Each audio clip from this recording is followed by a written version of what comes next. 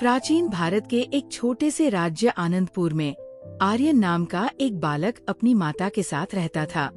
आर्यन दयालु और जिज्ञासु था, लेकिन विद्या में वह बहुत कमजोर था। वह चाहे जितना भी प्रयास करे, उसे अपने पाठ याद नहीं रहते थे और अन्य बालक उसका उपहास उड़ाते थे। उसकी माता मीरा उसे सदा प्रेरित करती और कहती, ज्ञान माँ सरस्वती का प्रकाश है, उनकी कृपा मांगो, वे तुम्हारा मार्गदर्शन करेंगी। एक दिन आर्यन को पता चला कि गांव में बसंत पंचमी का उत्सव मनाने की तैयारियां चल रही हैं, जो विद्या, कला और संगीत की देवी माँ सरस्वती को समर्पित था। उसने निश्चय किया कि वह इस पर्व पर पूरी श्रद्धा से माँ सरस्वती की आराधना करेगा। बसंत पंचमी की सुबह आर्यन जल्दी उठा, पीत वस्त्र धारण किए और मंदिर पहुंचा।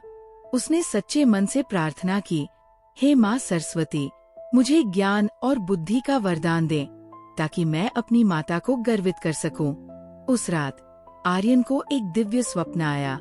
एक तेजस्वी स्त्री जो श्वेत वस्त्र धारण किए वीणा बजा रही थी, उसके समक्ष प्रकट हुई। वे माँ सरस्वती थी।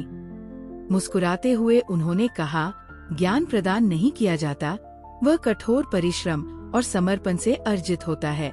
मैं तुम्हें परिश्रम करने की शक्ति देती हूँ। सच्ची लगन से पढ़ाई करो, तुम अवश्य सफल होगे। आर्यन नींद से जागा तो उसमें एक नया आत्मविश्वास जाग उठा। उसने पूरे समर्पण से अध्ययन आरंभ किया, ग्रंथों का अध्ययन किया और लेखन का अभ्यास किया। जब भी उसे कठिनाई होती, वह माँ सरस्वती के वचनों को स्मरण कर धैर्य नहीं खोता। कुछ ही समय में आर्यन की मेहनत रंग लाई। अब वो न केवल अपनी कक्षा का सबसे होनहार छात्र बन गया, बल्कि अन्य बालकों की प्रेरणा भी।